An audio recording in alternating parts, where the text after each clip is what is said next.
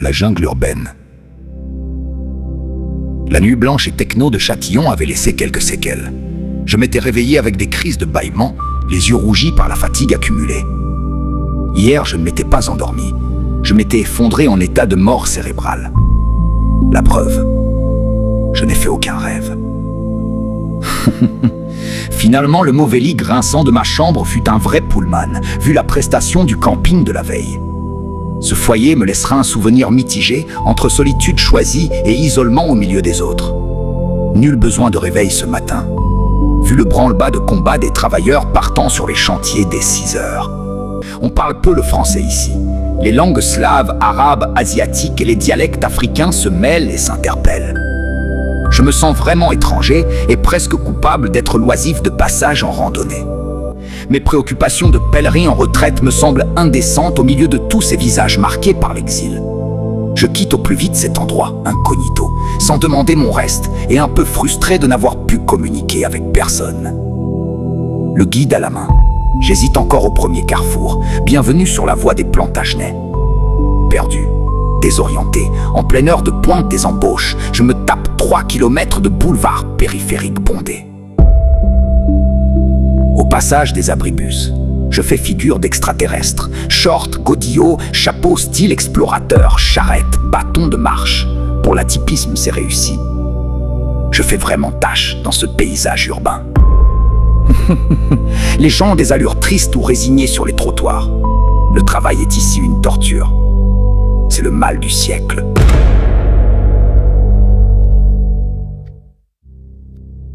Je suis aussi sombre qu'eux. Mais pas pour les mêmes raisons. Où trouver la fameuse voie verte qui doit me mener dans la sérénité d'un sentier de randonnée vers la Guerche de Bretagne. Décalé, atypique, et maintenant désabusé dans cet environnement urbain bruyant, pollué et hostile. Il me semble que j'attire une attention peu bienveillante. Qu'est-ce que cet olibru fiche ici? Il s'est échappé de l'asile? Quel accoutrement! Avec sa charrette, il se prend pour Indiana. Je ne sais pas si c'est ce que pensent vraiment les gens que je croise, mais leur regard de travers me laisse à le croire. Je fais semblant de ne rien voir. S'ensuit une succession de ronds-points embouteillés jusqu'à la congestion. Les voitures sont cul à cul, coups de frein, klaxons, appels de phares, invectives. Bienvenue au cirque moderne et courtois de l'auto-sapien. Je n'avais jamais pris conscience que les ronds-points n'étaient pas conçus pour les piétons, les obligeant à faire d'invraisemblables détours pour accéder au passage protégé qui ne protège personne par ailleurs. Après avoir été observé, jaugé, évalué et parfois moqué, je décide de me faire une carapace en scrutant à mon tour cette jungle urbaine. Qui se méfierait du petit canard noir dans la basse-cour? Combien de ces gens aimeraient au fond d'être à ma place? Pour le moment, je suis devenu le toréador des giratoires, m'amusant à décrypter qui se cache derrière chaque regard. Il y a tout d'abord les automobilistes, si différents derrière leur pare-brise, bien à l'abri dans leur carrosserie. Ils doivent se sentir invulnérables.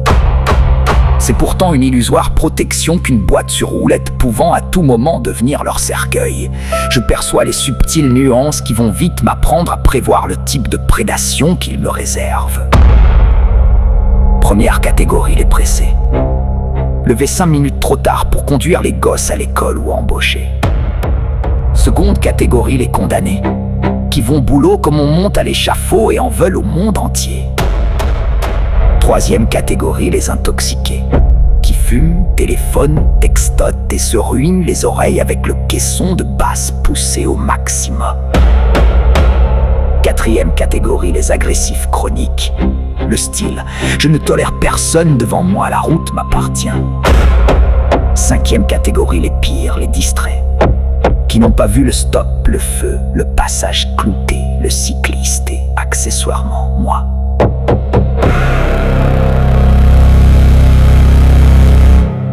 Bref, me voilà livré sans défense à l'Automobilus Predator, une race endémique terriblement dangereuse. La voiture est devenue une arme par destination, un faire-valoir de mâle dominant, un instrument de pouvoir pour affirmer son ego. Ce matin, La règle d'or sera de considérer que sur les passages protégés, je ne serai ni prioritaire ni en sécurité. Je m'attache donc à décrypter le langage corporel non verbal, et surtout les yeux, qui en disent plus qu'un nom d'oiseau. Je dois avouer avoir anticipé une forte proportion de regards homicides. Tu n'as pas intérêt à traverser si tu passes, tu trépasses. Ou bien moi je bosse, toi tu glandes, gare à tes fesses si tu me ralentis. Quant aux têtes en l'air, elles semblent bien trop occupées par leur smartphone, la clope à allumer ou le rétro intérieur pour se maquiller. Trop occupées pour me voir traverser. Oups, je vous ai écrasé. Désolé. Dieu soit loué, je suis resté vivant au milieu de cette jungle. Il t'a entendu, mon ami. Tu viens de lui rendre grâce. Dieu merci, il y a toujours l'exception qui redonne envie d'espérer en l'humanité. Il y a les rares courtois qui m'ont gentiment invité à traverser souriant. Puis, il y a celles et ceux qui sauvent le monde. Comme cette conductrice qui a stoppé net, voyant mon embarras avec un sourire en prime. Je ne suis pas le monde, certes, mais la bienveillance de cette femme l'a certainement préservée. Un seul homme qui sauve une vie, sauve le monde entier. C'était une femme, Archange. C'est vrai que toi qui n'as pas de sexe, c'est plus difficile de voir la différence. Pour ma part, un seul sourire avait sauvé ma journée. C'est moins ambitieux, mais ça fait du bien. Je progresse laborieusement sur l'asphalte encombré de la départementale 777.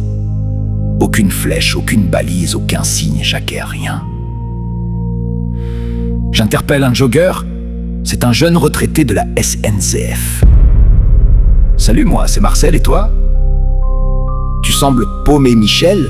Je vais t'accompagner pour te remettre sur le chemin. L'homme est particulièrement affable. La retraite l'a fait basculer dans un autre espace-temps, plus calme. Tiens, regarde, ce sont des digitales, tu sais les faire péter. Il écrase aussitôt les fleurs qui émettent un petit bruit sec, nous éclatons de rire. Mais fais gaffe quand même, ne les mets pas à ta bouche comme une pâquerette, c'est de la digitaline et c'est mortel. Le temps libéré est probablement l'une des clés pour prendre la vie avec humour et curiosité. Je viens de retrouver la voie verte avec l'aide du providentiel Marcel. Le chemin est maintenant plat et ombragé, une belle ligne droite de plus de 18 km sur une ancienne voie ferrée. C'est calme, les oiseaux chantent, le vent est amical. Je suis heureux. À la bonne heure, mon ami. C'était trop beau. Le sentier vient soudainement de s'interrompre. Un talus et de hautes grilles interdisent tout passage. Chantier interdit au public. Le chemin des Miquelots s'arrête donc ici. Le progrès autoroutier vient de rejoindre le sentier millénaire en l'amputant pour un pont en construction. Pas de plan B. Me voilà condamné à rebrousser chemin ou à défier les interdictions. Passablement énervé, je m'engage au milieu des camions et des bulldozers pour finalement tomber sur une réunion de chantier. Bonjour messieurs, pouvez-vous m'indiquer où je peux reprendre le chemin de Compostelle? Il me semble que vous avez coupé le sentier avec vos travaux. Silence incrédule, regard désabusé. Mais on n'a rien coupé du tout. Vous allez où? À Saint-Jacques-de-Compostelle. Je connais pas. C'est en Espagne. L'Espagne, c'est par là. C'est tout droit vers le sud, mais vous n'êtes pas rendu.